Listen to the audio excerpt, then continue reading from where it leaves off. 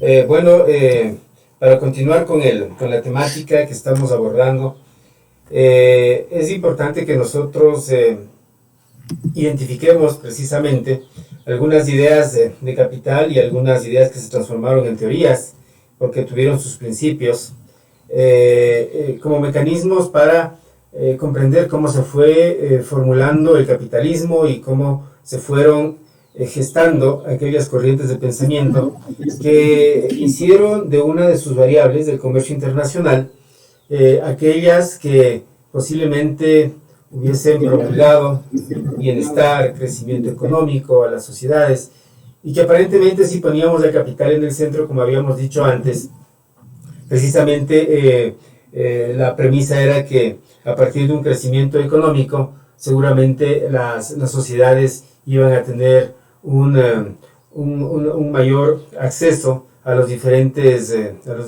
medios de producción, a los diferentes servicios que podía prestar un Estado, y bajo ese direccionamiento se podría también empezar a generar algunas ideas con respecto a temas que posteriormente los podríamos llamar incluso globalización. Entonces, mira Armando, vamos a retomar nuestro diálogo desde inicios del siglo XX. Pero aquí, bueno, de repente por el orden que queremos darle a nuestra conversación, deberíamos nosotros manejar la complementariedad de las teorías. Y recuerda que en primera instancia le habíamos puesto a Adam Smith bajo el contexto de su ventaja competitiva, y le habíamos puesto a David Ricardo bajo su contexto de ventaja comparativa.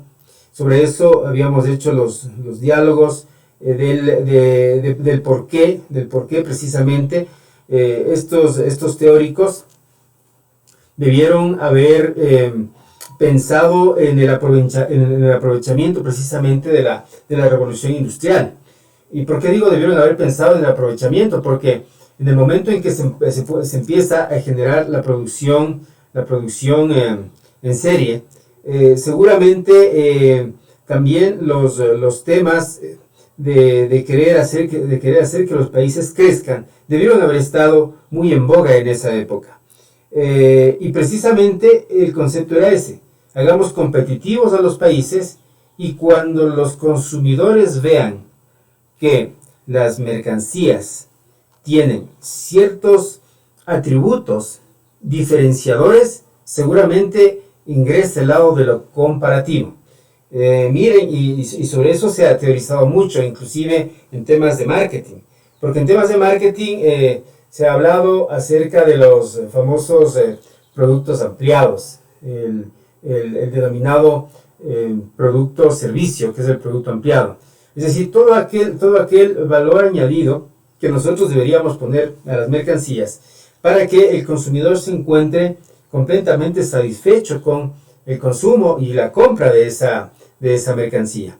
Entonces, miren, ahí precisamente, digo yo, empiezan a nacer nuevos entornos sobre los cuales se pueda manejar precisamente, o se pueda organizar un portafolio empresarial para que este portafolio empresarial, dentro de ese gran proceso de discriminación que tiene el consumidor, precisamente sea el elegido. Y aquí la teoría de Heckscher y Ohlin, los economistas suecos, también impone su tema, porque no solamente hablan de una ventaja comparativa bajo una perspectiva de producto, sino bajo una perspectiva de los factores que la economía se ve abocada para formarlos. Es decir, aquí están hablando de la tierra, de la mano de obra y del capital. Es decir, estamos nosotros tratando de identificar o poner al país como una especie de empresa, o sea, una gran empresa que, especializándose en determinadas áreas, para lo cual sean propensos precisamente, podríamos hacer que ese país, comparativamente hablando, trate de salir victorioso dentro de este gran proceso de competitividad. Entonces, habrá que direccionar a los países latinoamericanos, por ejemplo, que tenían una mano de obra aparentemente barata, que tenían tierras de producción muy fértiles, habrá que direccionarlos hacia las exportaciones de productos agrícolas. Habrá que buscar en los países de mano de obra barata lugares donde poner las empresas maquiladoras. Habrá que poner en aquellos países donde hay mano de obra barata las grandes marcas internacionales para que asienten ahí sus empresas, ¿no? Con el Made in USA, por ejemplo, pero están hechos en países orientales como Taiwán, como Vietnam. Y así empezamos nosotros a identificar que sobre estas teorías precisamente se empiezan a gestar negocios, y ahora sí hablemos, se empiezan a gestar negocios internacionales que se están orientando con estrategias de entre lo foráneo y lo de origen. Y cuando hablo de lo foráneo y lo de origen, precisamente me refiero a que un producto no necesariamente viene de un determinado país, sino que adicionalmente puede ser que sea elaborado en un país y venga de otro. Es decir, asoman las triangulaciones empresariales que hoy, por hoy, en la época actual, están muy presentes. Aquí tendríamos nosotros que entrar a dialogar, Armando, sobre algún tema que puede ser que en un inicio se lo visualizaba desde la política, que seguramente se lo visualizó también desde la religión, que adicionalmente se lo pudo haber visualizado desde los temas republicanos, desde los temas monárquicos, desde los sistemas que hayamos querido poner al ser humano. Porque en algunos de los diálogos nosotros hablábamos del famoso imperialismo genético, y precisamente el imperialismo genético lo que origina es que alguien gana y alguien pierde. Entonces, como que no estamos muy a la par de aquella teoría de Nash, si tú recuerdas, que nos decía que todos deberíamos ganar. No, porque a inicios del siglo XX alguien debía ganar y alguien debía perder. Esa era la idea que se manejaba. ¿Por qué? Porque necesitábamos nosotros ir tras la conquista de esa competitividad. Acordémonos nosotros también que a finales del siglo XIX ya asomaba la era petrolera. Y esa era petrolera precisamente iba a cambiar el contexto geopolítico mundial, porque los intereses ya eran otros. La época del carbón, la época de la energía a vapor, parecía ser que quedaba atrás y que emergía desde el lado fósil del planeta, desde los combustibles precisamente fósiles, emergía un nuevo sistema de energía. Entonces, mira, es importante que nosotros aquí hagamos un hincapié un tanto filosófico para tratar de entender cómo se podía manejar o cómo se trató de implementar ese contexto de poder, ¿no? El poder ya no solo visualizado bajo la idea del individuo, ya no solo visualizadas bajo la idea de las especies, ya no solo visualizado bajo la idea de la sociedad, sino cuál es el lado filosófico que nosotros deberíamos darle al poder, que está impreso en el ser humano bajo un contexto de comportamiento del propio ser humano. Todos hemos dicho que una persona que llega al poder cambia. Y realmente parece ser que sí, porque no asimilamos los seres humanos del poder. Un poder que aparentemente se lo adquiere una vez que en democracia los presidentes son elegidos por la voluntad popular. Pero no entiendo una voluntad popular con pocas alternativas de elección, por ejemplo. Y no entiendo una voluntad popular Cuando acá en los países latinoamericanos, por sobre todo, de repente los medios de comunicación están al lado de ciertos sectores y no entiendo una voluntad popular cuando de repente nosotros no tenemos una ideología propia sentada.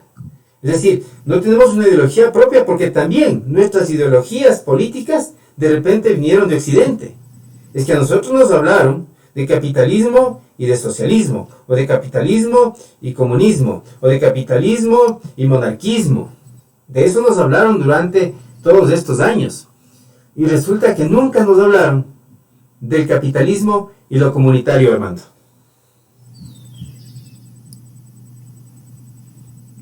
Gracias Jorge. Mira,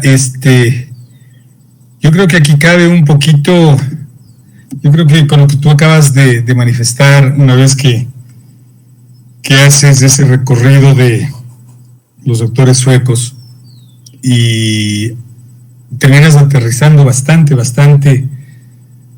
bien en la voluntad del poder.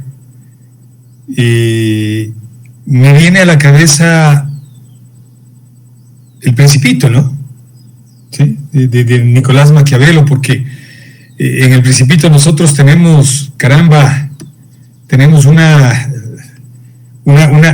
cantidad de frases que podríamos extraer y que descifran lo que tú dices. Cuando uno llega al poder, se olvidó de para qué fue elegido, para qué tiene el poder, ¿no?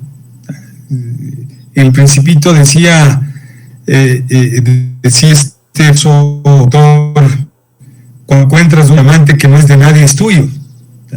Y pare de contar, ¿no? O sea, y no es de nadie, o sea, es mío porque yo lo encontré y se acabó el problema, ¿no es cierto? El fin justifica los medios justifican el fin. Y fui elegido para que ejerza el poder, por lo tanto ejerzo un poder consciente de que el pueblo me eligió. Entonces, como fui elegido para la mayoría, puedo hacer lo que me dé la gana. Ese término, la gana entre comillas, y que estuvo muy de moda y escuchábamos muy a menudo en la jerga política ecuatoriana, ¿no? Claro, el Principito también decía, me hacía muchas preguntas, jamás parecía oír las mías. Es decir, un juego de palabras que nos llevan a entender un poquito esto de la voluntad. ¿Y dónde está la voluntad de los pueblos? Ya dejamos la voluntad individual o la voluntad humana o la voluntad personal. Entonces nosotros queríamos hacer referencia en este diálogo precisamente a uno de esos grandes autores, independientemente de tendencia política, religiosa y todo lo demás. Todos sabemos que era ateo Nietzsche y todos sabemos que era un acérrimo defensor de Hitler, ¿no? Y Nietzsche, sin duda alguna, es considerado uno de los más grandes filósofos que ha dado el siglo XIX y está considerado junto a Freud y junto a Marx en los pensadores más destacados del siglo XIX hasta la presente fecha, ¿sí? Y a Nietzsche, precisamente por hablar, entre otras cosas, de la famosa voluntad, así como Dios ha muerto y otras cosas, se le denominó el filósofo de la sospecha, ¿no?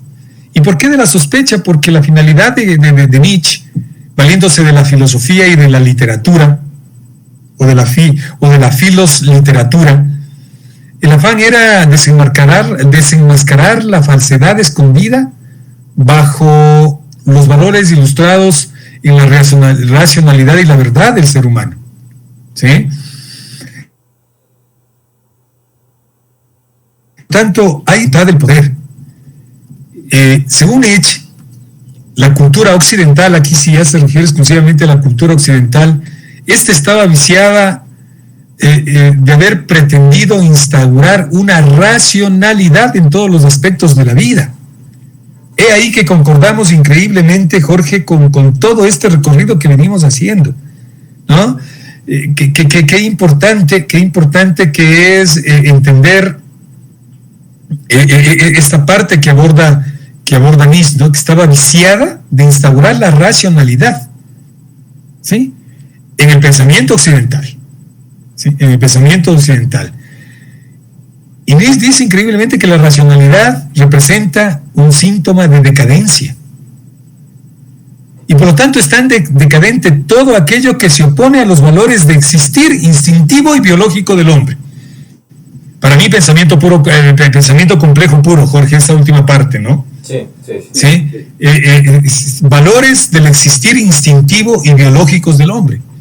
Y volvemos a esas discusiones de que de pronto, Jorge, el hombre, al ser un ser biológico, químico, físico, natural, mitológico, racional, simbólico, mágico, al hombre de pronto no le hace falta nada para vivir, pues, ¿no?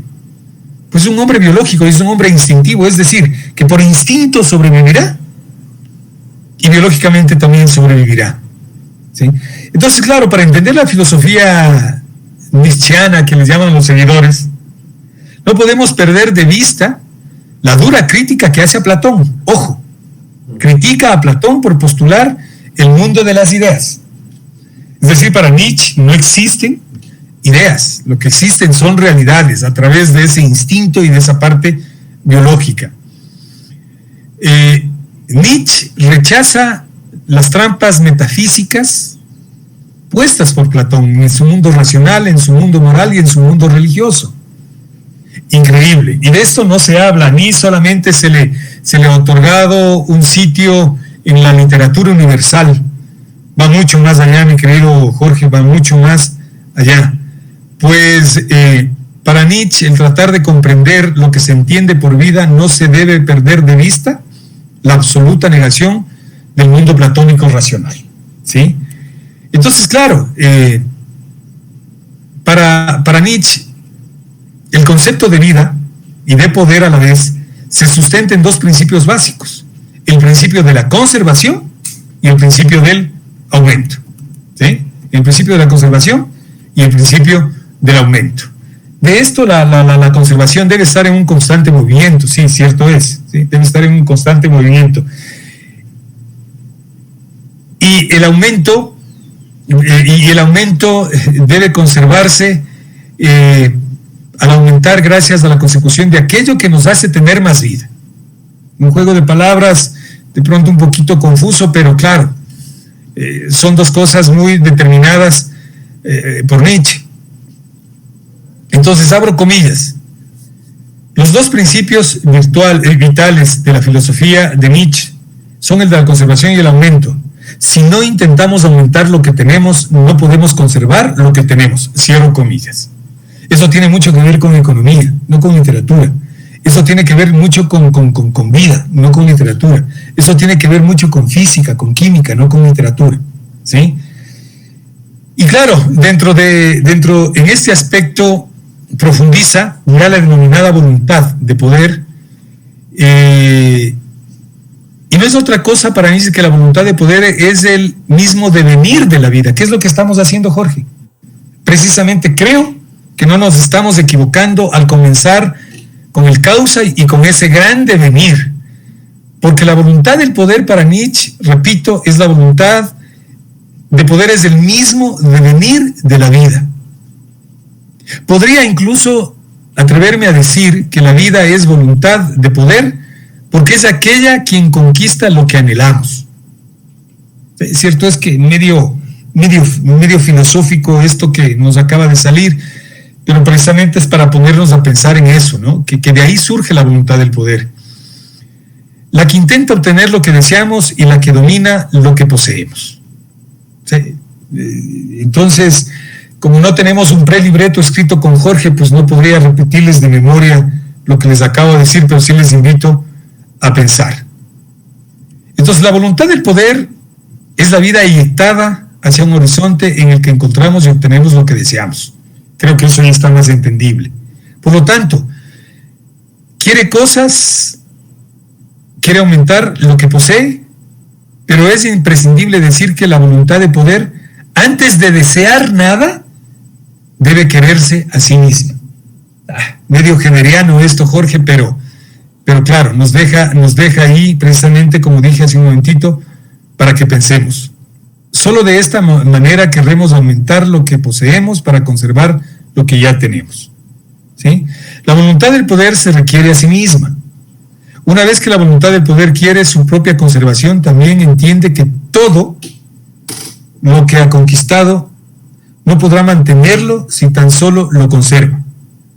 Para poder conservar hay que aumentar y hay que seguir conquistando terreno, en cualquier campo, económico, de negocios, de relaciones internacionales, de lo que sea.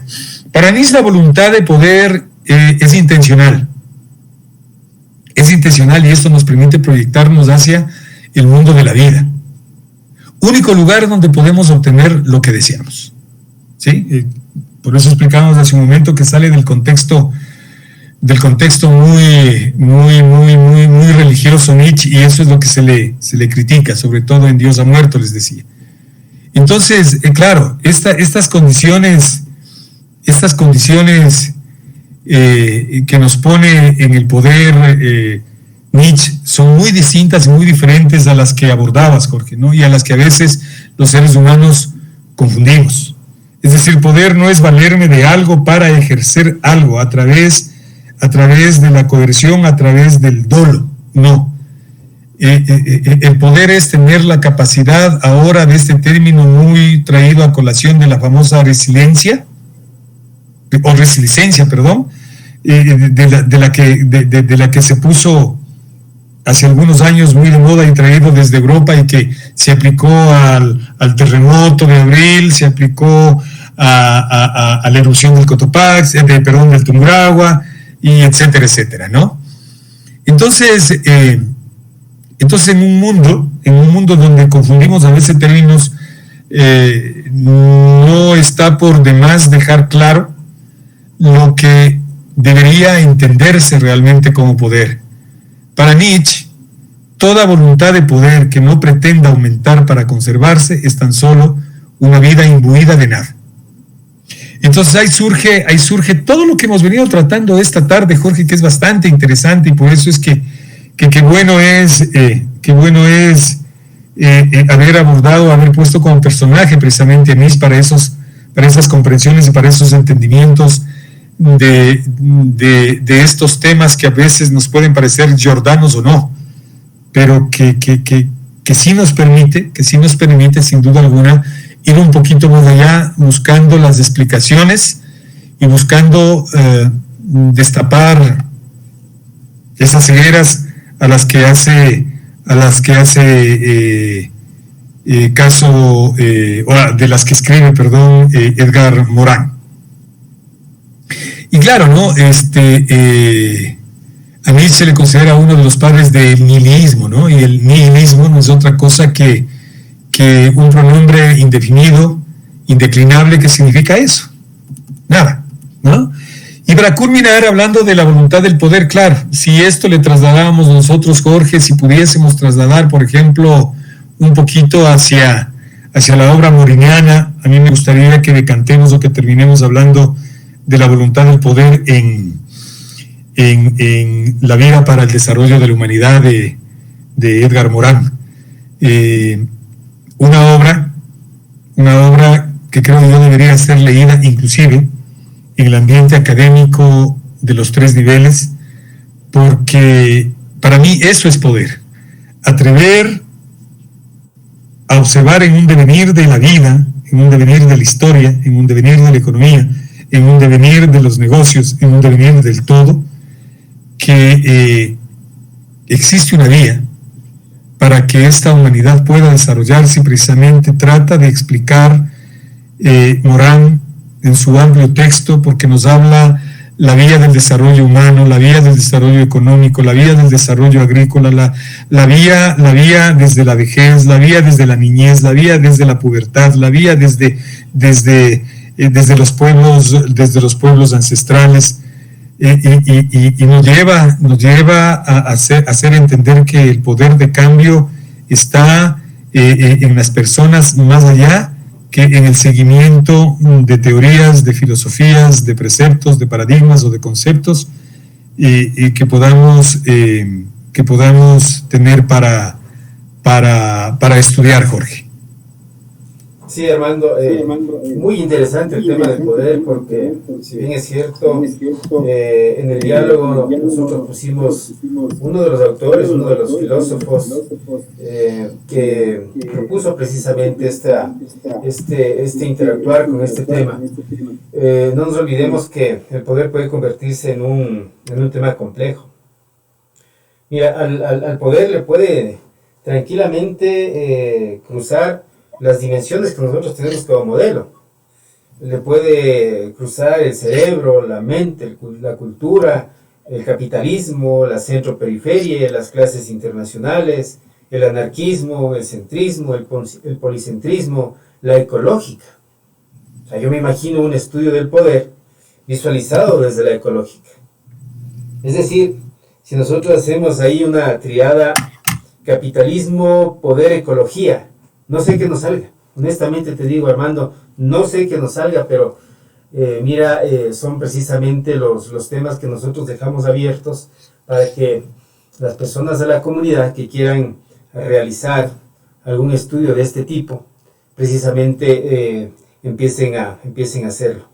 Y precisamente desde el tema del poder, quisiera que nosotros abordemos ahora el contexto de la segunda revolución industrial, porque si bien es cierto la mecanización de algunos procesos productivos empezó ya a generar poderes capitalistas e imperialistas, seguramente con la segunda revolución industrial la cosa como que se vuelve un tanto más complicada. ¿Por qué? Porque encima de eso tenemos nosotros una serie de industrias florecientes nuevas. Digo yo, si esta segunda revolución industrial se da en el lapso que ustedes tienen ahí en la pantalla, entre 1850 y 1970, seguramente esta revolución industrial, e incluso, me atrevo a decir, el siglo XIX, fue el preámbulo para aquella revolución tecnológica con la cual nosotros ahora ostentamos nuestras vidas.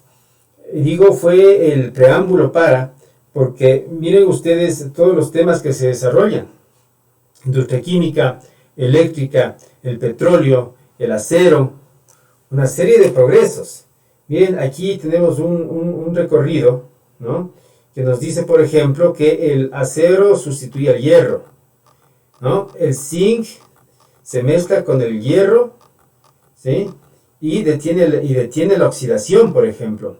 El aluminio va ligado a la electricidad. El níquel se usa principalmente para mezclarlo con el acero y logra así el acero inoxidable. El cobre tendrá también una gran importancia. Al perfeccionarse su producción, se va a destinar casi exclusivamente a la industria eléctrica. Entonces, miren, aquí ustedes tienen una serie de tecnologías desarrolladas que es importante que nosotros resaltemos en esta época. Y si bien es cierto, no eran las tecnologías que hoy por hoy tenemos, en cambio se generó desde la teoría, ¿no?, los elementos para que otros lo perfeccionen, que era lo interesante. Entonces aquí ponemos una aseveración y decimos: comienza la hegemonía petrolera en el planeta, y hemos querido poner aquí a uno de los inventores que tuvimos en esta época, que es Nikola Tesla, quien hace algo que, a mi modo de ver, es uno de los grandes descubrimientos científicos de los cuales gozó la humanidad. Y precisamente él es quien logra que la energía se transmita, ¿no?, bajo el entorno que nosotros tenemos denominado como aire. Porque él en sus estudios maneja precisamente los contextos de las frecuencias. Es decir, si Thomas Edison había alumbrado años atrás a las ciudades con el tema de los cables, ¿no?, porque el tema era cablear las ciudades para que llegue la energía eléctrica. En cambio, el tema con Nikola Tesla era, aguanten, nosotros tenemos que invertir una gran cantidad de recursos para cablear las ciudades. ¿Y por qué no aprovechamos ahora el tema de las frecuencias y de que la energía se transmite a través de nuestro entorno y precisamente lograr hacer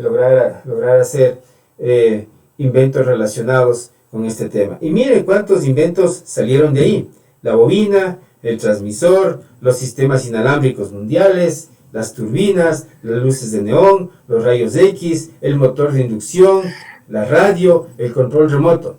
Ya bueno, entonces, todos aquellos privilegios de los cuales nosotros nos basamos en el día de hoy, seguramente tienen que ver con los trabajos realizados por Nikola Tesla, Armando. Sí, estoy de acuerdo. Por eso es que habíamos dicho hace un momento que lo que pretendíamos era poner personajes importantes y sobre esto hacer unos cuantos aportes, pero sin dejar de lado también todas aquellas connotaciones que se dieron en la segunda revolución industrial, como tú lo explicaste muy bien. No nos olvidemos que todos estos descubrimientos de Tesla fueron un cambio radical para los cambios técnicos que se dieron junto a innovaciones técnicas concentradas esencialmente en nuevas fuentes de energía. Ya lo dijiste tú, pero sin embargo también tenemos el gas, el petróleo, la electricidad.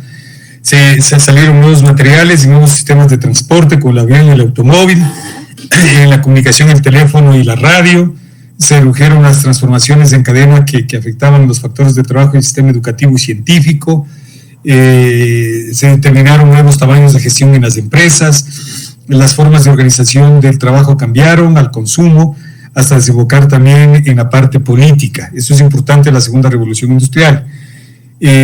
Todo este proceso de la segunda revolución industrial se produjo en el marco de la denominada primera globalización, 1870, 1914, más o menos. Tú ya lo manifestaste en una de las clases anteriores, cuando yo había dicho que la globalización se dio en la década del 80. Lo que quería yo decir en ese diálogo era que Thatcher y Reagan lo pusieron muy de moda en el comercio internacional. Y esto supuso una progresiva internacionalización de la economía, Jorge, que eso es importante también en la segunda revolución industrial, además de lo que sobresalimos en el personaje elegido por nosotros, y que funcionaba de una forma muy creciente a escala mundial por la revolución de los transportes, ¿sí? Ello condujo a la extensión de más territorios en la primera revolución, limitada solamente hacia Gran Bretaña, y llegaría casi a toda Europa. Sin embargo, en esto es necesario también abordar que, así como tomaron auge nuevos paradigmas, nuevas teorías económicas, la ciencia se vio imbuida por la presencia de un personaje, ¿sí? Por la presencia de un personaje, Albert Einstein, ¿sí? Que revolucionó también la otra parte, diría yo, la otra parte de la teoría, porque aquí también existen las confusiones de como habíamos hablado de Nietzsche, de Einstein y sus pensamientos políticos y sus pensamientos religiosos y todo lo demás. Pero Einstein contribuye también en esta segunda revolución, Jorge, con su teoría de la relatividad, ¿no es cierto? Que si bien es cierto, bélicamente es lo más famoso que conocemos de la teoría de la relatividad por Nagasaki, Hiroshima, por la bomba atómica, por Enola Gay, que fue el primer avión de la guerra mundial que lanzó y que lanzó aquella bomba en Hiroshima y Nagasaki, pero hemos perpetuado y hemos recordado en la mente del colectivo y en la mente muy, muy pasiva del colectivo, pero sin embargo la historia de la teoría de Einstein va mucho más allá, pues nos permitió a nosotros la predicción de los fenómenos extraños pero reales. el tiempo, cómo la relatividad del tiempo iba a cambiar la forma de pensar y de ver las cosas que nos rodeaban, ¿sí? Y nos permitió entender el envejecimiento más lento de los astronautas, por ejemplo, como tenemos ahí, respecto de las personas que estamos en la Tierra. Es que no nos olvidemos que aquí en la Tierra nosotros fuimos los que creamos las fechas, o el calendario. El tiempo, como bien lo dice Einstein en su teoría, más allá de la teoría de la relatividad, por eso les decía, más allá de la bomba atómica y todo lo demás, el tiempo es relativo, ¿sí? El tiempo es relativo. Y claro, lo que sucede en los seres humanos es la muerte o la destrucción o la desaparición. Me gustaría quedarme con ese término, porque si no existe el tiempo, ¿por qué envejecemos? La respuesta es fácil, porque van desapareciendo células que ya no tienen la capacidad de volver a generarse, y ahí volvemos a hablar de la famosa teoría de la autopoiesis de Maturana y Varela, que habíamos también abordado, Jorge. Entonces existen ciertas células, ciertos glóbulos blancos, rojos, y ciertos tejidos que ya no están en capacidad de esa resiliencia que hablábamos hace un momento. Y claro, entonces, al no haber la regeneración de estos elementos en el sistema llamado sistema humano, en el cuerpo humano, es obvio que son los que permiten la salud, el bienestar, el envejecimiento, más no la edad, y todas esas cosas, ¿no? Y por eso es que Einstein lo relaciona a todo esto con los objetos a altas velocidades. Entonces, los inventos que nos dejó Einstein como parte de la segunda revolución industrial, como el rayo láser, la televisión, las cámaras digitales, es decir, cómo los inventos de Einstein se aplicaron. No estoy diciendo que descubrió la televisión, se aplicaron en las cámaras digitales, en las estadísticas, en el mercado financiero, en la nevera, en el microondas, en el GPS, en la medicina, en los rayos X. La energía nuclear ahora se utiliza para generar energía eléctrica en los países europeos y asiáticos, etcétera. Increíblemente puede denotarnos que a través de estas teorías se gestaron grandes cambios y se aplicaron a los productos, como tú decías, Jorge, no se llama de productos, se aplicaron a los servicios y se aplicaron aquellas cosas que hoy por hoy es el día a día de la parte de la cotidianidad de la vida de la sociedad, Jorge. Sí, Armando. Y mira que este tema de Einstein tiene muchos tabúes. Tiene digamos así, tiene un gran peso encima Einstein, y fue precisamente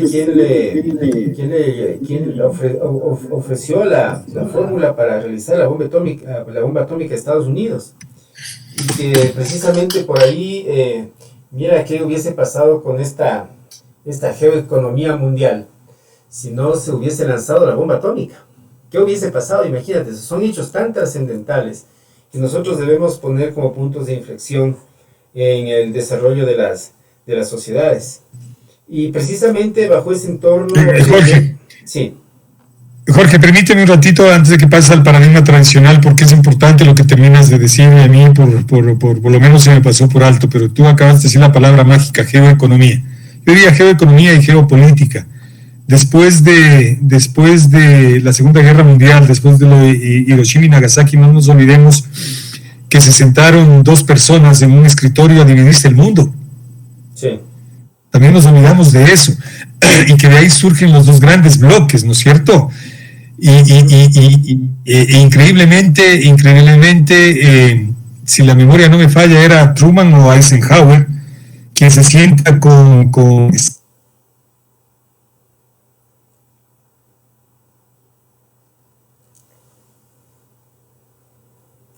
del lado ruso. Así dice la historia, ¿no? Para quienes hemos revisado un poquito la historia, en un papel ellos determinaron que tales y tales y tales y tales países se quedan conmigo y tales y tales y tales países se quedan contigo, y para castigar a Alemania le dividen en dos. para castigar a Alemania le dividen en dos. E increíblemente le terminan Alemania de Occidente y Alemania de Oriente. Y lo mismo sucede con Corea. Corea del Norte y Corea del Sur.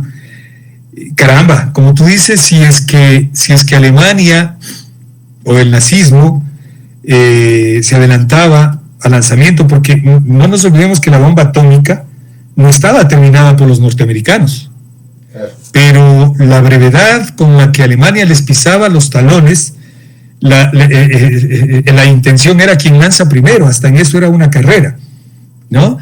Y claro, Estados Unidos, sin haber llegado a entender realmente lo que Einstein quiso con su teoría y lo que Einstein hizo con su fórmula, pues la lanzó. Pero sí, claro, nos quedará en el pensamiento de que qué hubiese sucedido si era Alemania la que lanzaba. De pronto estábamos reunificados en una sola nación germánica, o en una sola raza aria, y de pronto ya ni siquiera estaríamos ni tú ni yo dialogando, porque no somos arios, o lo que menos tenemos es ser arios. De pronto nos dicen agrios, sí, pero arios no, pues hermano. Entonces, es increíble, y yo sí quería hacer esta intervención porque tú lo pusiste como muy buena hipótesis que hubiese sucedido si otro país lanzaba, ¿no? Pero creo yo que es el más grande ejemplo de geoeconomía y de geopolítica que en la actualidad tenemos y que se dio gracias a la segunda revolución industrial, Jorge. Sí, por favor, discúlpame y sigue nomás. No, tranquilo. Y acuérdate tú, no, gracias por el aporte de Armando. Y acuérdate tú que antes ya, sin haber querido llamar hipótesis, algunas de los encuentros que ya tuvimos también los íbamos resaltando.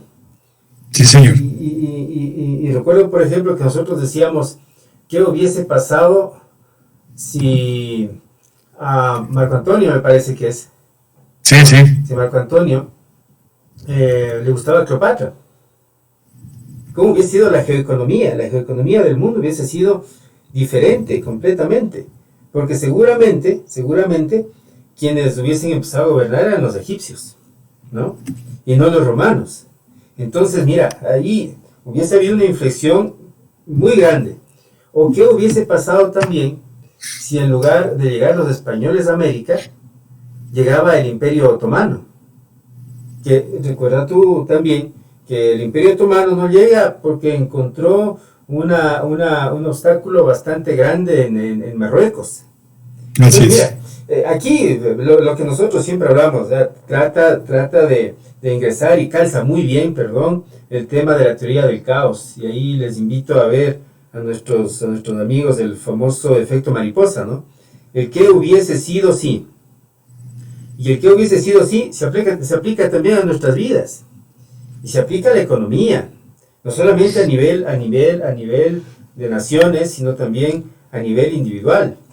¿Qué hubiese sido si, en lugar de estudiar tal profesión, estuviera estudiando la otra profesión? ¿O qué hubiese sido si, en lugar de haber contraído matrimonio con tal persona, contraigo con otra? ¿No? Entonces, miren, son los enigmas que realmente nunca terminarán de avisorarse, porque precisamente todavía no descubrimos los famosos mundos laterales, ¿no? Todavía la teoría de cuerdas no está lo suficientemente cimentada, y en donde aparentemente podríamos vivir en varias dimensiones y tanta cosa. Entonces, bueno, nos quedamos todavía con esa duda, Armando. Y bueno, yo solamente quería retomar este tema, porque si bien es cierto, le pusimos a Einstein por ahí, por su tema, por su fecha de nacimiento, pero claro, lo de la Segunda Guerra Mundial se encasilla en algo, lo de la Primera Guerra y la Segunda Guerra Mundial, se encasilla en algo, se encasilla en algo que a nosotros de repente, no sé si nos gusta el término, Armando, pero cuando nos vamos al lado de la ciencia, por ahí encontramos los famosos paradigmas, ¿no? Y los famosos paradigmas no son más que escuelas de pensamiento, y los famosos paradigmas no son más que la unificación de ciertas teorías que apuntalan hacia un mismo lado y que por lo tanto se convierten en la forma de obrar en este caso de los diferentes gobiernos. Y aquí yo lo que quisiera es resaltar dos grandes temas. El primero, el tema del idealismo, ¿no? Y el segundo, el tema del realismo. Mira que entre lo ideal y lo real hay una diferencia enorme, porque lo ideal seguramente se ata mucho con temas teóricos, conceptuales, formas de ver de la vida, ¿no es cierto? De pronto academia inclusive, y lo real se lo ata con el empirismo y con aquello que pasa en el día a día, ¿no? Se lo ata bajo esas perspectivas. Y aquí decía, vamos a ingresar bajo el tema de los paradigmas, porque seguramente es importante que la geoeconomía se empiece a nutrir de otras áreas. Es decir, seguramente hasta este momento le nutrimos de economía, y le pusimos historia, y le pusimos algo de antropología, ¿es verdad? Pero todavía no entra, no entraba a este juego de interacciones que queremos hacer. Las relaciones internacionales todavía no han entrado, y sería un muy buen punto empezar a denotar este tema de las relaciones internacionales, porque en cambio ellas cimientan precisamente con teorías cómo se desarrollan, cómo manejan sus operaciones, cómo manejan sus posturas, cómo manejan sus ideologías ciertos estados con respecto a los foráneos. Y de eso precisamente se tratan las relaciones internacionales. Entonces hay un primer paradigma que se llama paradigma tradicional realista estatocéntrico, que resalta precisamente esas dos ideas. ¿Vamos a jugar entre el idealismo o vamos a jugar entre el realismo? Y el idealismo lo promulga el presidente Wilson de Estados Unidos en esa época, a inicios del siglo XX, que dice que todos los conflictos que pueda haber entre las naciones deben resolverse por medios pacíficos. Esa era la premisa que manejaba siempre Wilson. O sea, ante todo el tema diplomático, ¿no? Ante todo el conversemos, y ante todo veamos cómo solucionar los problemas que ya se veían darse, porque oigan, lógicamente, la historia de la humanidad ha sido una historia de conflicto, ¿no? Pero para no caer en esas épocas denominadas bárbaras, o de repente en esas épocas donde los clanes imponían su hegemonía a través de las luchas, las guerras, ¿no? Decían ya los teóricos, oigan, sentémonos a conversar y resolvamos los problemas. Ese era el contexto del idealismo. Pero en cambio, en contraposición, porque siempre deberá haber dialogias por acá, había los teóricos que manejaban la idea del realismo. Y el realismo era, oigan, se solucionan los problemas Estado, ¿a través de qué? A través del conflicto. Listo. Entonces, asomaban precisamente esos dos grandes temas. Y adicionalmente se complementaban con el concepto de qué es lo que predomina, y lo que predomina debería precisamente manejarse a través de procesos hegemónicos. Entonces la hegemonía seguía siendo uno de los puntos principales dentro de estos contextos. Y no nos olvidemos de que la Primera Guerra Mundial y la Segunda Guerra Mundial nacen precisamente por problemas geoeconómicos. Por ahí en la Primera Guerra Mundial le echan la culpa a la muerte de los Habsburgo, ¿no? Porque todavía existía por ahí el famoso Imperio Otomano, y resulta que alguien le mata al heredero de los Habsburgo, y bajo esa conceptualización se desata una Primera Guerra Mundial en donde se hace mundial precisamente porque los imperios que todavía subsistían a inicios del siglo XX tenían colonias, y esas colonias se ven precisamente abocadas a ingresar a esa guerra, y en donde precisamente el gran perdedor de la guerra, y por eso precisamente se queda abierta esa vena, es Alemania, ¿no?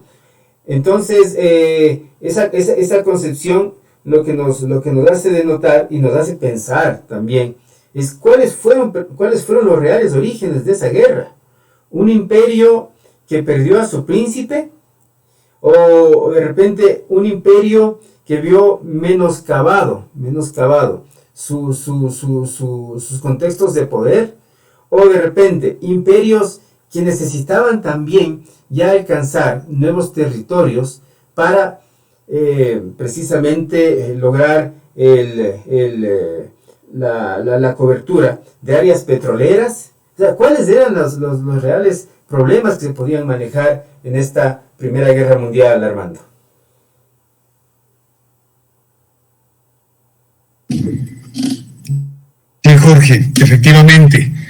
Y claro, ahí vamos denotando un poco con estos paradigmas, esos cambios que fue surgiendo en la economía, y si no negocios internacionales, pero sí diría yo en las relaciones internacionales.